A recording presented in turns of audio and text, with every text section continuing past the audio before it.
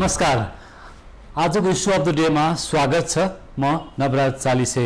दर्शकवृन्द, यतिखेर चिनिया विदेश मन्त्री वाङ यीको नेपाल भ्रमण सम्पन्न भएको छ। यो नेपाल भ्रमणलाई यतिखेर निकै महत्त्वका साथ हेरिएको छ। विशेष गरेर अमेरिकी सहयोग परियोजना एमसीसी पारित भइसकेपछि यो चीनले नेपाल मामिलालाई निकै चासोका साथ हेरेको छ। एमसीसी परियोजना रोक्नको लागि चीनले निकै ठुलो दबाब पनि दिएकै हो। र यो अवस्थामा कि यो उत्तरतर्फको छिमेकी मुलुक जुन नेपालको अत्यन्तै महत्त्वपूर्ण एउटा पुरानो छिमेकी मुलुक पनि हो चीन, र चीनको लागि पनि नेपाल अत्यन्तै महत्त्वपूर्ण एउटा रणनीतिक एउटा छिमेकी मुलुक पनि हो। त्यसकारणले पनि चीनले पनि नेपालको परराष्ट्र मामिला र नेपालसँगको सम्बन्धलाई निकै ठुलो प्राथमिकता दिएको देखिन्छ।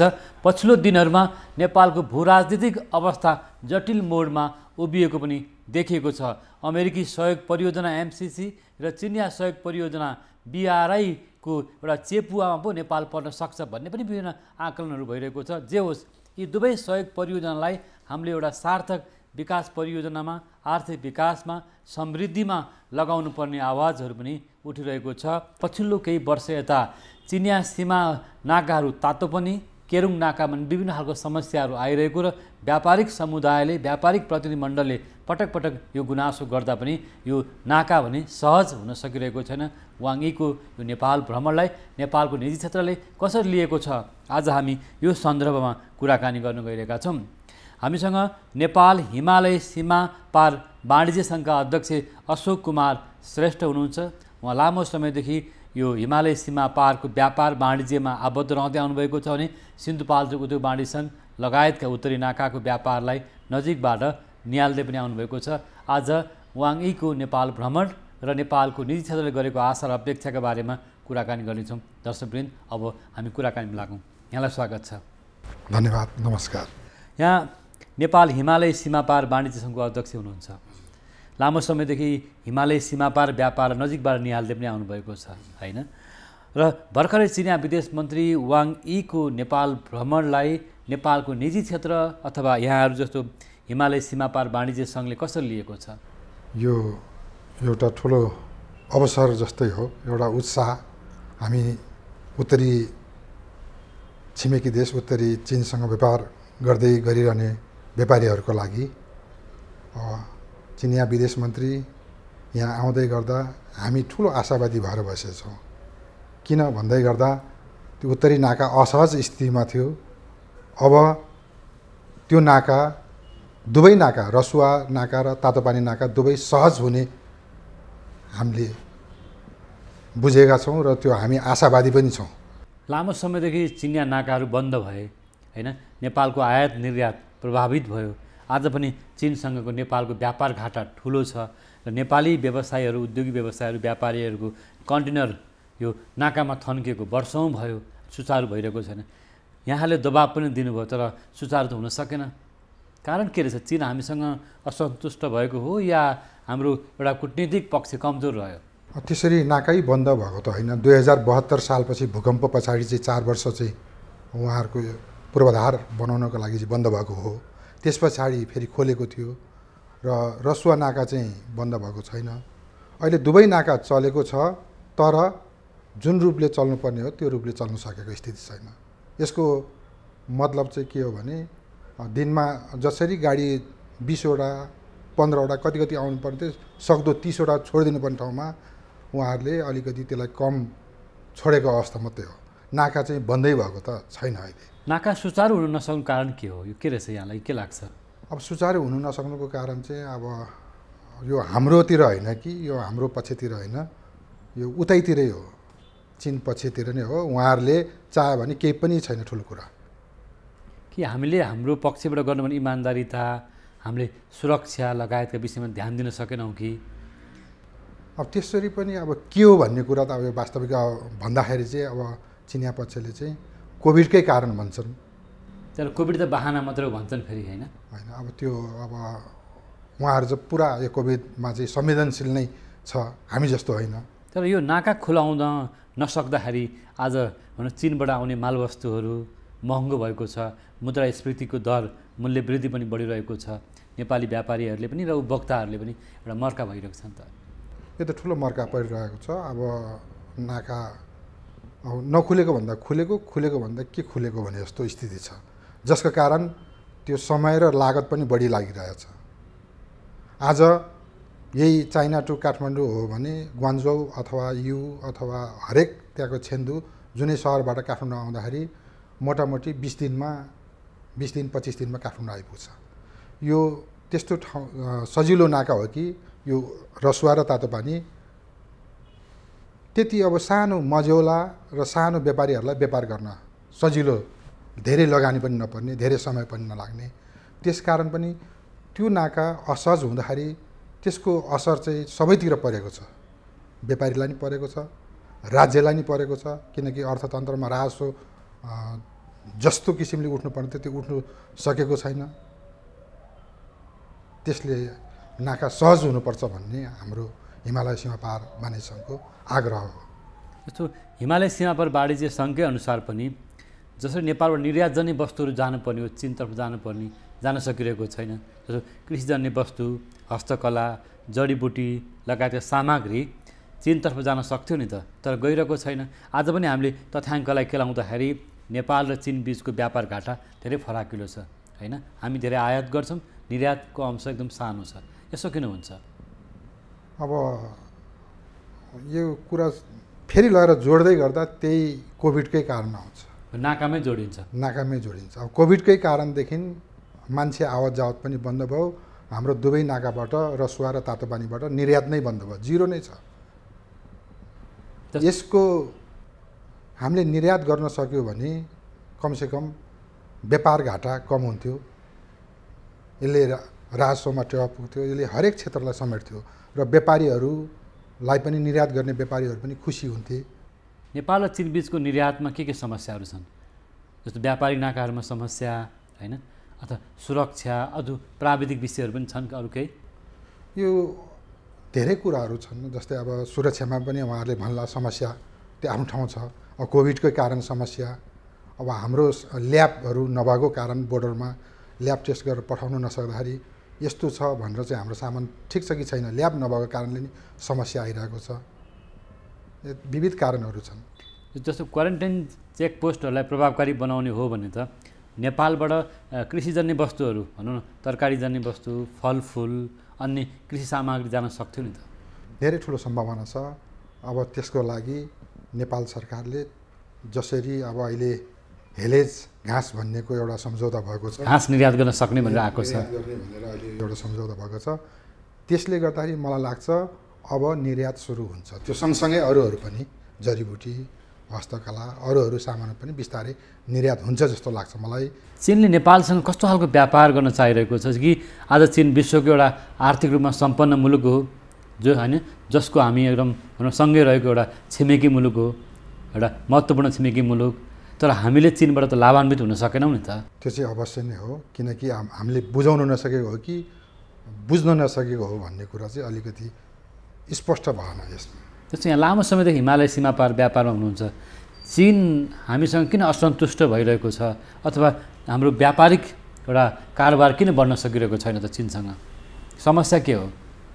समस्या चाहिँ अब उहाँहरूको चाहिँ अब सिधै बेजिङबाट नै त्यो जुनै कुरा पनि यस नो हुन्छ हुँदैन भन्ने कुरा छ। अब अन्तबाट चाहिँ त्यसको समाधान कहीँबाट निस्किँदैन। त्यस कारणले हामीले सिधै बेजिङलाई नै बुझाउन सक्नुपर्ने थियो, त्यो सकेन। आज हिजो त्यहाँका विदेश मन्त्री यहाँ आउनुभयो, यो चाहिँ अब बेजिङले नै यो कुरा सुन्यो र अब नाका सहज हुन्छ भनेर म विश्वास दिलाउन चाहन्छु यहाँलाई। नाका खुल्छ अब नाका खुल्छ। अहिले मान्छे आवत जावत नभए पनि यो आयात चाहिँ भइरहेको छ, निर्यात पनि हुन्छ भनेर म खुसी छु, आशावादी छु। विदेश मन्त्री वाङको यो जुन भ्रमण छ नि, जुन यो भ्रमणले तय गरेका जुन सम्झौता भएका कुराहरूबाट कि नेपाल र चीन बीचको व्यापारिक कारोबार अब बढ्छ? अवश्य बढ्छ। जस्तो यातायातको कुराहरू छ, पूर्वाधारको, राजमार्ग विस्तार गर्ने कुराहरू, केरुङ नाकाको भयो, तातपानी नाकाको भयो हैन। यसमा निजी क्षेत्रले तपाईँहरूले केही बुदाहरू, त्यस्तो सुझावहरू थिएन तपाईँहरूसँग? होइन, हामीले त अब वाणिज्य सचिवज्यूलाई नि यो सुझावहरू दिएकै थियो। यो भ्रमण हुँदै गर्दा परराष्ट्र मन्त्रालयले हामीले सुझावहरू दिएको थियौँ। पूर्वाधारको कुराहरू, व्यापार सहजको कुराहरू अहिले असहज भइरहेछ। त्यसकारण के गर्नुपर्ने भनेर चाहिँ हामीले बाटो, पूर्वाधारको तातो पानी, काठमाडौँको बाटोहरू राम्रो बन्नु पर्यो।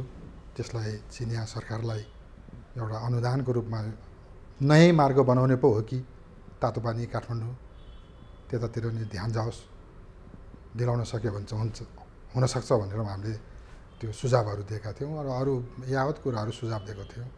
यहाँले सुझाव दिनुभयो, चिनिया पक्षले सुनवाई गरेन?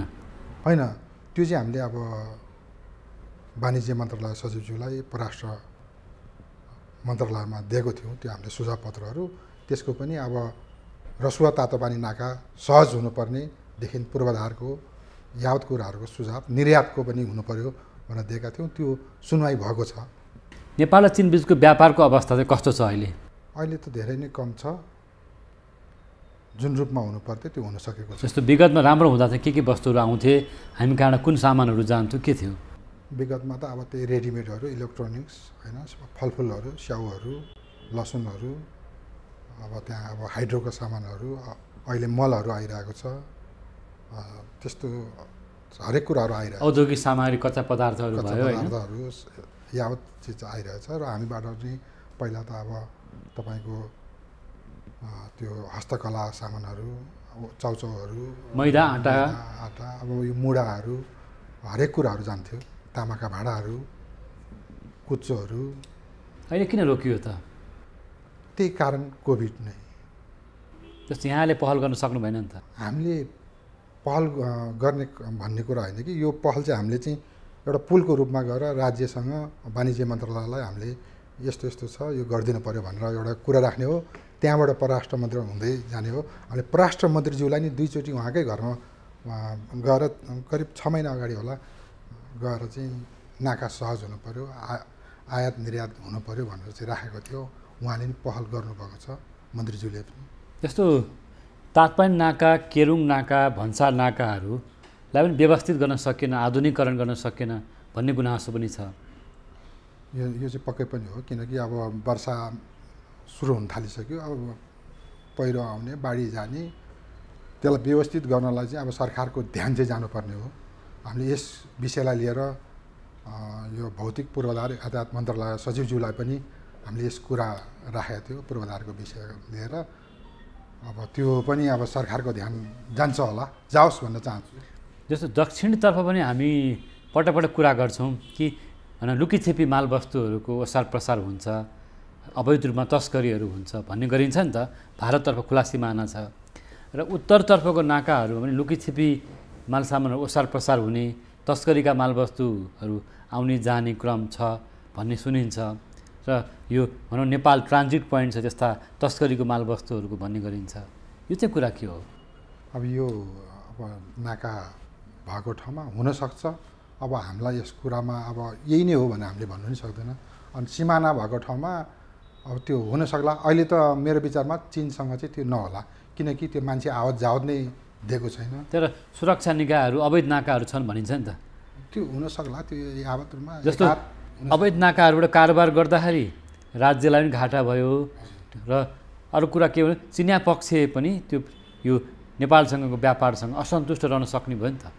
त्यो पनि हुनसक्छ। यसमा सुरक्षा निकायहरूलाई कुनै जानकारी हुँदैन? त्यस्तो भएको भए अब जानकारी त किन नहुनु, अवश्य हुन्छ। जस्तो चिनिया मालवस्तुहरू पक्राउ पर्ने, होइन, बरामद गरिने चाहिँ घटनाहरू पटक पटक भन्सारले पनि आएको छ। र भन्सारमा पनि केही कमजोरीहरू विगतमा भयो भने भन्सारमा, चेकपोस्टमा, होइन, तातपानी भन्सारमा, केरुङ नाका, रसुवा नाकाहरूमा समस्या आयो भन्ने पटक पटक कुरा त उठेको हो। उठेको छ। यो त्यो सीमा नाकामा यस्तो छिटफुट घटनाहरू चाहिँ अब हुँदै गर्छ। अध्यक्ष, यसलाई व्यवस्थित गर्न, आधुनिकीकरण गर्न के गर्नुपर्छ? यसलाई आधुनिकीकरण गर्नलाई अब त्यस्तै अब स्क्यानिङ मेसिनहरू ठाउँ ठाउँमा राख्नु पर्यो। जस्तो भन्सार विभागले, अर्थ मन्त्रालयले के गर्नु पर्ला?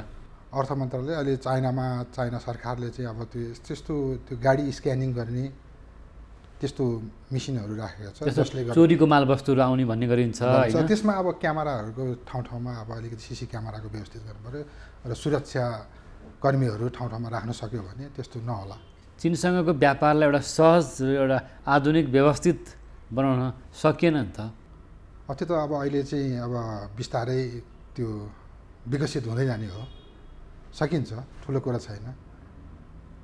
जस्तो के गर्नु पर्ला जस्तो लाग्छ यहाँलाई चाहिँ? मैले अघि पनि जस्तो भने रेल पनि ल्याउने कुरा छ होइन, केरुङ नाकाबाट यता चीनले BRI परियोजनालाई अगाडि बढाइसकेको छ, नेपालले हस्ताक्षर गरिसकेको छ, यसबाट नेपालको निजी क्षेत्र पनि लाभान्वित हुन सक्छन् भनेदेखि तपाईँहरू जस्तो नेपाल हिमालय सीमापार वाणिज्य सङ्घले के काम गर्न सक्छन् अब आगामी दिनमा? BRI अब यो चाहिँ एकदम राम्रो उपलब्धिमूलक नै हो, किनकि हामीले अब छिमेकी मित्र राष्ट्र छिमेकी चीनसँगको उहाँहरूले यो ल्याएको प्रोजेक्टलाई चाहिँ अब हामीले कुन मोडेलमा लाने भन्ने होइन कि पहिला के सम्झौता भएको थियो त्यो अनुरूप अब केरुङ र काठमाडौँ रेलमार्ग भन्ने कुरा आइरहेछ होइन, त्यो अध्ययन भइरहेछ। त्यो हुन सक्यो भने त धेरै उपलब्धिमूलक नै हो। त्यस्तै पूर्वाधारको तातोपानी काठमाडौँको बाटोहरू अलिकति फराकिलो र राम्रो बनाइदिन सक्यो भने एकदम राम्रो हो र यसबाट हामीले फाइदा लिन सक्नु पर्यो। र पहिला भएको सन्धि सम्झौता के छ होइन, यसलाई हामीले ऋणमा भन्दा पनि अनुदानमा लिन सकेको भने अझ फाइदा। BRI को ऋण भन्दा नि अनुदानमा हुनु पर्यो, अनुदान हुनु पर्यो, किनकि ऋणमा भन्दा नि हामी जहिले पनि भारमा पर्छौँ, मारमा पर्छौँ। अनुदान भयो भने हामीलाई राम्रो हुन्थ्यो। हो, चिनिया पक्षको अनुदान खासै बढ्न सकेको देखिएन पछिल्लो दिनमा, ऋण चाहिँ दिएको देखिन्छ होइन, अनुदान आर्थिक सहायताहरू त खास बढेको छैन नि त। यो चाहिँ हाम्रो राज्य स्तरको हाम्रो नेताहरूले पनि पहल गर्नुपर्छ। जस्तो यहाँहरूले जसरी यति धेरै समस्या भोगिरहनु भएको छ, आज यत्रो वर्ष कन्टेनर चाहिँ एउटा नाकामा थन्किएका छन्, बाटो सुचारू भएको छैन, पटक पटक परराष्ट्र मन्त्रालय, अर्थ मन्त्रालय, भन्सार विभाग होइन, वाणिज्य एउटा विभागहरूमा चाहिँ यहाँहरू पुग्नुभयो, डेलिगेसन जानुभयो, तर नाका त खुलेन, राम्रोसँग सुचारू भएन भने के कारण होला? तपाईँले आज एउटा वाणिज्य सङ्घको प्रतिनिधिको रूपमा हिमालय सीमापार वाणिज्य सङ्घले भोगेका समस्याहरू अलिकति बुदागत रूपमा राखिदिनुहोस् न। के भन्ने, अब हामीले जतिखेर पनि अब नाका असहज भयो जाने कहाँ, वाणिज्य मन्त्रालय, परराष्ट्र मन्त्रीज्यूलाई भेट्ने, अब नेपाल उद्योग वाणिज्य महासङ्घका त्यहाँ अध्यक्षज्यूलाई नि हामीले यो कुरा राखेँ, यसलाई अलिकति सहज बनाइदिनु पर्यो, किनकि हाम्रो व्यापारीहरूको सामान जाडोको गर्मीमा आउने, गर्मीको जाडोमा आउने अवस्था भइरहेको थियो पहिला होइन, अब त्यस्तो हुनु भएन भने हामीले धेरै नै भन्नुपर्ने ठाउँमा कहीँ बाँकी नै राखेन। त्यसरी हामी लागिरह्यौँ नेपाल हिमालय सीमापार वाणिज्य सङ्घ र बिस्तारै यो कुरा सुनवाई पनि भयो र मन्त्रालयबाट उता चाइना डेस्कतिर हेर्ने अब लासाका महावाणिज्य दूत होस् अथवा कहाँ कुरा गर्नु पनि उहाँले पहल गर्नुभयो र केही हदसम्म नाका सहज भएको स्थिति पनि थियो र अहिले भर्खरै यो एक हप्ता 10 दिन अगाडिको कुरा हो, केरुङबाट पनि 2 सिफ्टमा गाडीहरू आइरहेछन्, बिहान 7 वटा बेलुका 7 वटा चाइनिज गाडीहरू आएको छन्। त्यसले पनि धेरै राहत पुगेको छ। जस्तै तातोपानीमा पनि अब त्यो गाडी पहिला 20 वटा पुर्याउने भनिरहेको थियो, कहिले अब 15 वटा, कहिले 10 वटा, कहिले 12 वटा। त्यही भएर एउटा सिस्टममै पुग्यो भने राम्रो हुन्छ भन्ने हाम्रो भनाइ हो। भनेपछि अझै सुधार चाहिँ भएको छैन? सुधार त विदेश मन्त्रीको भ्रमणबाट चाहिँ आशा गर्ने ठाउँ छ अब होइन, हिजोको दिनमा थिएन होइन, त्यति अब बिस्तारै सुधार हुँदै थियो, तीव्र रूपमा भएको थिएन। अब चाहिँ सुधार पक्कै हुन्छ, आशा गरौँ होइन। आशा गरौँ। दर्शकवृन्द, हामी नियमित प्रस्तुति इस्यु अफ द डेमा छौँ। आज हामी नेपाल र चीन बीच हुने व्यापारिक क्षेत्रहरूमा देखिएका समस्या, सीमावर्ती नाकामा नेपाली व्यापारी प्रतिनिधि मण्डलले भोगेका समस्याहरूको बारेमा कुराकानी गरिरहेका छौँ। विदेश मन्त्री वाङ यीको नेपाल भ्रमणले यी समस्याहरू सुधार हुन सक्छन् त भन्ने विषयमै हामीसँग जोडिनु भएको छ नेपाल हिमालय सीमापार वाणिज्य सङ्घका अध्यक्ष अशोक कुमार श्रेष्ठ। पालो भएको छ ब्रेकको।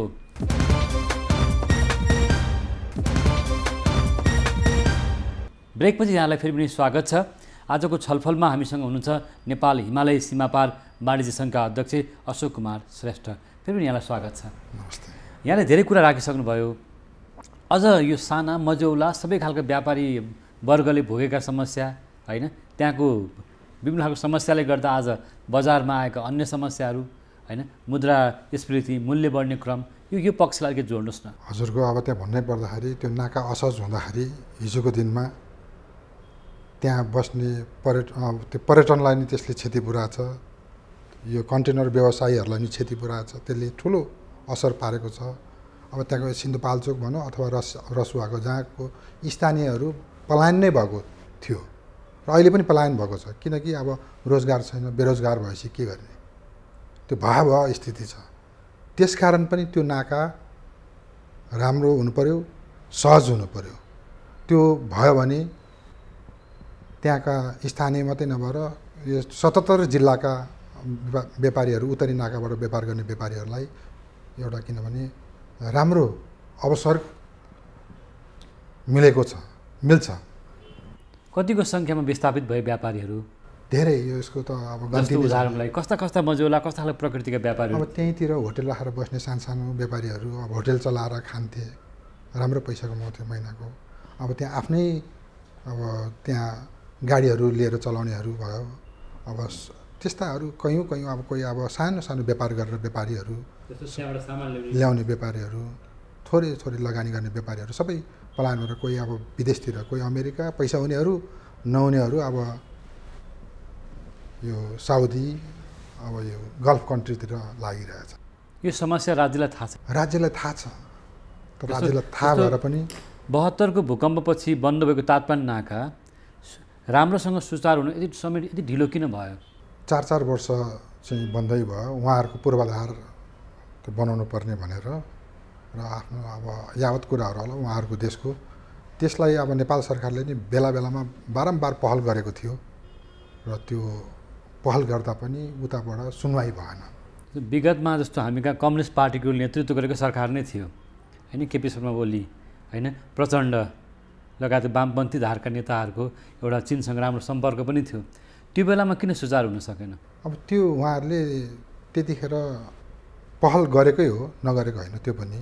तर मैले अघि पनि भने त्यसको त्यहाँ बुझाउन नसकेको हो कि बुझ्न नसकेको हो, त्यतिमै फरक परेको छ। तर नेपालको राजनीतिक नेतृत्वले त्यो कुरालाई सुधार गर्न सक्नु पर्थ्यो नि त? पर्थ्यो, यो अवश्य हो, तर त्यहीँ गएर अड्किन्छ। उहाँहरूको पूर्वाधार बनाउनु पर्ने भनेर नै बन्द गरिदिनु भनेपछि अब पनि खुल्छ भन्ने आशाको विश्वास कति गर्ने? अब होला, मान्छेहरू आवत जावत गर्नु नदेला, यो कोभिड पुरा साम्य नभएसम्म। आयात त छँदैछ, निर्यात पनि चीनतर्फ खासै भएको देखिँदैन। पछिल्लो दिनमा हाम्रो धेरै यो नेपाली वस्तुहरू रोकिएको अवस्था छ, विभिन्न खालको नाउँमा, विभिन्न गुणस्तरको नाममा विभिन्न कुराहरूबाट बन्देज लगाइएको देखिन्छ। निर्यातमा बन्देज छ हैन? यो निर्यातलाई सहज गर्न के गर्नुपर्छ? निर्यातलाई सहज गर्नु चाहिँ अब त्यही हो। अब हामीले चाहिँ हाम्रो तर्फबाट गर्नुपर्ने काम नेपाल सरकारले चाहिँ सबै त्यो पूर्वाधारहरूदेखि लिएर हरेक कुराहरू गर्नु पर्यो र चीन सरकारलाई एउटा रिजाउन सक्नु पर्यो, उहाँहरूलाई अब बुझाउन सक्नु पर्यो।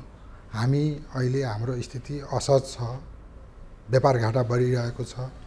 हाम्रो निर्यात बढ्यो भने हामीले व्यापार घाटामा हामीलाई कम असर हुन्छ र हामीलाई देशलाई र देशको अर्थतन्त्रमा एउटा त्यो फाइदाजनक छ भन्ने कुरा बुझाउन सक्नु पर्यो। चीनसँग व्यापार बढाउने भनेको कूटनीतिक तहबाटै हामी बलियो हुनु पर्यो हैन? चीनले हामीसँग विश्वास गर्नु पर्यो, आत्मविश्वास बढ्नु पर्यो। त्यो त बढेको देखिएन अझै पनि। हामीले पनि त्यो विश्वासको वातावरण बनाउनु पर्यो, पहल गर्नु पर्यो। आज विश्वमै एउटा आर्थिक रूपमा बलियो देश हैन, आर्थिक समृद्धिको अगाडि बाटोको एउटा इकोनोमिक पावरको रूपमा अगाडि छ चीन। त्यस्तो मुलुकबाट आज विदेश मन्त्रीले यति धेरै महत्त्व दिएर नेपाल भ्रमण गर्नुभएको छ। नेपाली पक्षले चीनसँग सम्बन्ध सुधार गरेर अथवा केही भ्रम अस्पष्टताहरू छन् भने एमसिसी लगायतका विषयलाई पनि स्पष्ट गरेर जान सक्ने ठाउँ छ नि, छैन? छ, अवश्य छ नि। जस्तो यो त मौका हो नेपालको लागि। त नेपालको लागि यो एउटा अवसर नै हो। हामीले एमसिसीको कुरा गर्दै गर्दा अब एमसिसी राम्रो नराम्रो बुझाउन सक्नु पर्यो होइन? हामी जस्तो गरिब देशले आज सबैसँग अनुदान लिएर नै देश चलाइरहेको स्थिति छ। चलाउनु पर्छ भने चाहे त्यो चीनसँग किन्नुहोस् चाहे अरू देशसँग किन्नुहोस्, सबैसँग हामीले ऋण होइन कि अनुदानमै चलाउन सक्यो भने देश विकासतिर लैजान सक्नु पऱ्यो। त्यो अनुदानमा लिएको पैसाले समृद्धितिर लानु पऱ्यो। हामीले ऋणमा चाहिँ हामी लिएर हिँड्दाखेरि चाहिँ हामी त्यो मारमा पर्ने रहेछौँ र आज त्यही मारमा पर्दै गर्दा कयौँ देशहरू अब ऋणको कारणले डुबिरहेको अर्थतन्त्र तहस नहस भएको स्थिति छ। त्यस्तो नहुनको कारणले म भन्न चाहन्छु, म आग्रह गर्न चाहन्छु नेपाल सरकारलाई ऋणमा होइन जहाँबाट पनि सकेसम्म हामी अनुदानबाट नै देश चलाउँ। हो, यहाँको यति लामो अनुभव छ चीनसँग जोडिएको, हामी कसरी लाभान्वित हुने, चीनलाई कसरी खुसी बनाएर हाम्रो विकास र समृद्धिलाई अगाडि बढाउन सकिन्छ भन्ने लाग्छ यहाँलाई? चीनलाई साँच्चैकै हामीले रिजाउन सक्यो भने, खुसी पार्न सक्यो भने, चीनको त एउटा स्टेट जस्तो एउटा सिटी नै हो नि यो नेपाल भनेको, कुनै ठुलो कुरै होइन नि। उहाँहरूको चिनिया पर्यटकहरू आउन सक्ने ठुलो सम्भावना छ। हजुरको अब त्यो पर्यटकको त अब उहाँहरूको अब कुरै नगर्नु, उहाँहरू आइदियो भने त 1% आइदियो भने कति हो कति, र उहाँहरूले उहाँहरूकै सिटीहरूमा उहाँहरूकै कुनै ठाउँ जस्तो एउटा विकास गरिदियो भने नेपालको काया पलट नै हुन्छ। अब बाटोको स्तर त्यस्तै छ, सहर त्यस्तै बनाएको छ।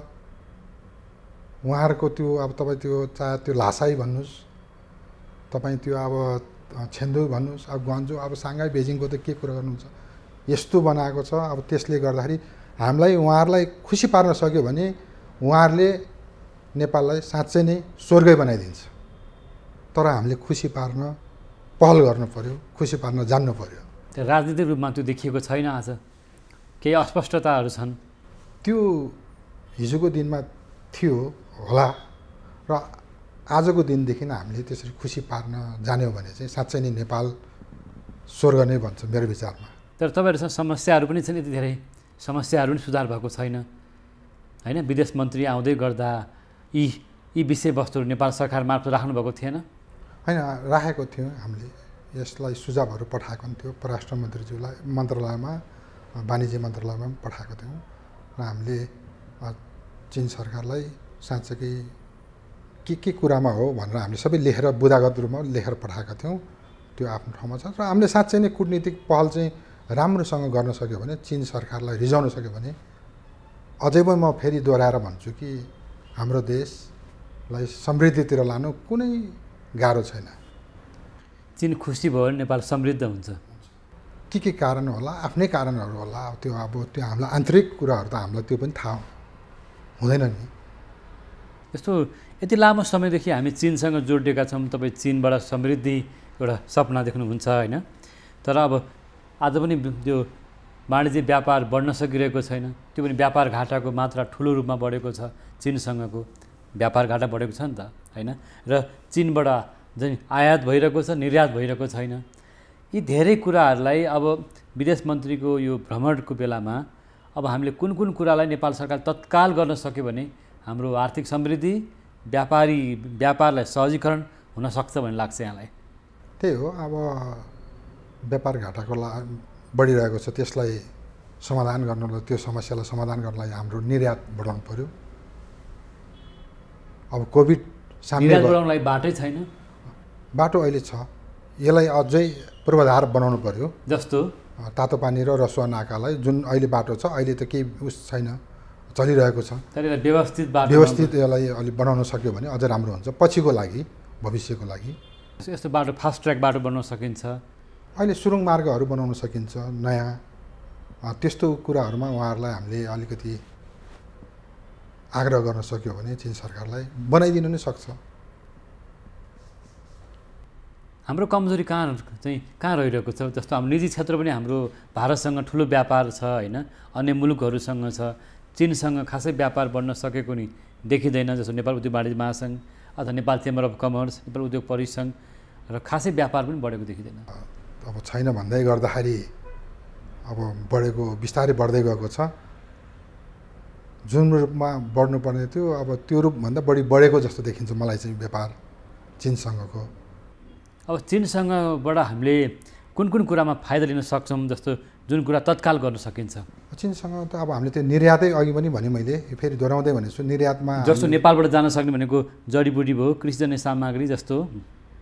जडीबुटीहरू अब यसमा चाहिँ अब 5 औले भन्छ, अब यो के भन्छ बुद्धचित्त, अनि यो रुद्राक्षमालाहरू, अनि सतुवा, यो हरेकहरू छन्। कृषि सामग्रीहरू अनि अब कृषि सामग्रीहरूमा धेरै कुराहरू छन्। आटा मैदा, अब हाम्रो तपाईँको त्यो मुढाहरू, कुचोहरू, तामाका भाँडाहरू, हस्तकलाहरू, गलैँचाहरू धेरै छन्। यो अरू सामानहरू पनि यसरी पठाउन सक्यो भने राम्रो हुन्छ। के कारण चाहिँ जान सकिरहेको छैन त यहाँलाई के लाग्छ? त्यही कोभिडकै कारणमा गएर बसिरहेको छ।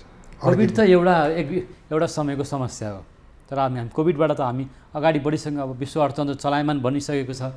तर हामी चाहिँ अगाडि बढे पनि चीन सरकारले चाहिँ हाम्रो चीनतर्फको हाम्रो डिप्लोमेसी, हाम्रो कूटनीति कमजोर हो, हाम्रो वाणिज्य भनौँ न एउटा दूतावासको कमजोरी हो, वाणिज्य विभाग कमजोरी हो, अथवा हाम्रो परराष्ट्र मन्त्रालय, अर्थ मन्त्रालय काम गर्न नसकेको हो हाम्रो चिनिया पक्षसँग। अब यसलाई कसरी भन्ने? अब उहाँहरूलाई सोद्धाखेरि हामी भेटघाट गर्दा वाणिज्य मन्त्रालय जहाँसुकै जाउँ, परराष्ट्र मन्त्रालय जाँदाखेरि हामीले पहल गरिरहेको छु भन्छ, पहल भइरहेको नि हुन्छ। र त्यहीँ गएर चाहिँ अब उहाँहरूले यो कुरालाई जस्तो सुनेर पनि नसुने जस्तो गरेको हो कि जस्तो पछिल्लो दिनमा यहाँले चिनिया नाका खुलाउनु पर्यो भनेर प्रधानमन्त्री शेरबहादुर देउपा, विपक्षी दलका अथवा तत्कालीन प्रधानमन्त्री केपी शर्मा ओली, माओवादी केन्द्रका अध्यक्ष पुष्पकमल प्रचण्ड, डाक्टर बाबुराम भट्टराई लगायतका विभिन्न नेताहरू, शीर्षस्थ नेताहरूसँग भेटघाट पनि गर्नुभयो। यहाँको व्यापारिक प्रतिनिधिमण्डलहरू होइन, अन्य व्यापारिक उद्योगिक व्यवसायहरूको समूह पनि गएर भेटघाट गरेका छन्, तर पनि यो निकास त आएन नि। त्यही हो, अब उहाँहरूलाई चीन सरकारले चाह्यो भने यो ठुलो कुरै भएन। म तपाईँलाई बारम्बार दोहोऱ्याउन चाहन्छु, उहाँहरूले अब सुनेर पनि नसुने जस्तो गरिदिनु भएको हो कि जस्तो लाग्छ मलाई। नाका खोलाउन चीन अझै पनि स्पष्ट भएको छैन। योभन्दा पहिला अब विदेश मन्त्री आउनुभयो, अब चाहिँ त्यस्तो नहोला भनेपछि नेपाल र चीन बीचको रोकिएका नाकाहरू सुचारू हुन्छ त? तपाईँलाई फेरि पनि प्रश्न गरेँ। अब हुन्छ, अब हुन्छ होइन, यो अवश्य हामी आशावादी छौँ, यो हुन्छ नै। अब नाका आवत जावत चाहिँ अहिले यो कोभिडको साम्य नभएसम्म मान्छे आवत जावत चाहिँ नहोला, आयात निर्यात चाहिँ हुन्छ। तर एमसिसीको विषय लिएर चीन नेपालप्रति सन्तुष्ट छैन भनिन्छ नि त। अनि यो अब उहाँहरूको आफ्नै विचार होला, धारणा होला होइन। अब त्यसलाई चाहिँ अब हामीले कसरी भन्ने? एमसिसीलाई पनि नेपालले क्लियर गरेर चीनसँगको एउटा हाम्रो द्विपक्षीय सम्बन्ध, आर्थिक कारोबार बढाउन सक्छ। यसको लागि अब अन्त्यमा हिमालय सीमापार वाणिज्य सङ्घले आफूलाई देखेका समस्याहरू, आगामी दिनमा गर्न सक्ने कुराहरू, विदेश मन्त्रीको नेपाल भ्रमण सम्पन्न भएको छ, के छन् त तपाईँहरूले सङ्घको आफ्नो धारणा राख्नुहोस् न। होइन, हाम्रो त मुख्य एजेन्डा भने नि नाका सहज हुनु पऱ्यो र आयात मात्रै होइन कि आयात चाहिँ अहिले जुन सिस्टममा छैन त्यो सिस्टममा हुनु पऱ्यो। सक्दो गाडी 20-30वटा गाडी, हाम्रो भन्सार नाका, चेकपोस्ट, सुरक्षा निकाय पनि एउटा व्यवस्थित हुनु पऱ्यो, आधुनिक हुनु पऱ्यो। यतापट्टि त त्यसै व्यवस्थित हुनु पऱ्यो। उताबाट चाहिँ चीन सरकारको उताबाट आउने गाडीहरू चाहिँ सहज रूपमा दिनको जतिवटा गाडी आउँछ 20वटा, 30वटा, 40वटा दुवै नाकाबाट यसरी आइदिनु पऱ्यो र उहाँले छोडिदिनु पऱ्यो र हाम्रो निर्यात पनि जान सक्नु पऱ्यो। पूर्वाधारहरू पनि बन्नु पऱ्यो हाम्रोतिर। चिनिया नाका व्यवहारिक भएन, कठिन भयो भनेर स्याहार जस्ता विभिन्न व्यावसायिक प्रतिनिधिमण्डलहरू, साना मजुला व्यवसायहरूले विरोधै गरे नाकामा गएर होइन, ज्ञापन पत्र बुझाएका छन्। तर यहाँले त्यो खालको एउटा दबाब सिर्जना गर्न सक्नु भएन। यस्तो हो, हामीले अब यो दुई देश बिचको कुरा हो, एउटा यसलाई कूटनीतिक मर्यादा पनि राख्नुपर्छ, किनकि हामीले त्यो उफ्रेर यस झगडा गरेर के हुनेवाला छैन। यो दुई देश बिचको सम्बन्ध हो, यसलाई हुनसक्छ त्यहाँ पनि उहाँहरूको केही कमी कमजोरी होला, उहाँहरूको आफ्ना बाधा अडचनहरू होला, के होला र हाम्रो पनि आफ्नो ठाउँमा होला। र जेसुकै भए तापनि दुई देश बिचको सम्बन्धलाई अझ गाढा बनाउनको लागि हामीले धैर्य चाहिँ गर्न सक्नुपर्छ। धैर्य गऱ्यो भने जसरी विदेश मन्त्री आउनुभयो, हामी अहिले ठुलो आशावादी भयौँ। अब केरुङ काठमाडौँ रेलमार्ग, अब हाम्रो निर्यातको लागि हेलेज घाँस जाने भयो होइन, आयातमा अलिकति सुधार भइसकेको छ, अब निर्यातमा नि सुधार हुन्छ। हरेक कुरामा हामीलाई अब त्यसै हिसाबले हरेक कुरामा हामीलाई पक्षमा हामीलाई राम्रो हुन्छ भनेर हामीले आशावादी हुन सक्नु पऱ्यो। आशा गर्ने ठाउँ छ, एकदमै छ, अवश्य छ। नेपालको समृद्धिमा चिनको सहयोग हुन्छ।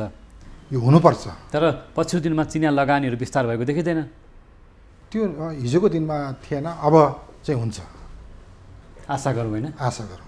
दर्शकवृन्द, आजको इस्यु अफ द डेमा हामीले नेपाल र चीन बीचको व्यापारिक नाकाहरू जसरी लामो समयदेखि अवरुद्ध भएका छन्, सुचारू हुन सकिरहेको छैन। तातपानी भन्सार नाका, त्यसै केरुङ नाका अवरुद्ध हुँदाखेरि नेपाली व्यापारी उद्योगीहरूले विभिन्न खालको समस्या भोगिरहेका छन्। देशको राजस्व प्रभावित भएको छ, व्यापार घाटा झन् बढ्दो अवस्थामा छ, निर्यात बढ्न सकिरहेको छैन, चीन पनि नेपालसँग स्पष्ट हुन सकिरहेको छैन भन्दै गर्दा चिनिया विदेश मन्त्री वाङ यीको नेपाल भ्रमणले केही आशा अपेक्षाहरू बढाएको छ। यसको लागि नेपाल सरकारले चीनतर्फको एउटा व्यापारलाई सहज गर्नको लागि लाग्नुपर्दछ भन्ने कुरा नेपाल हिमालय सीमा पार वाणिज्य सङ्घका अध्यक्ष अशोक कुमार श्रेष्ठले राख्नुभएको छ। इस्यु अफ द डे आजको लागि पुरा भएको छ। क्यामेरामा सहकर्मी साथीहरू अशोक मानन्दर, त्यसै प्रभात थापाका साथ म नवराज चालिस पनि बिदा माग्छु। नमस्कार।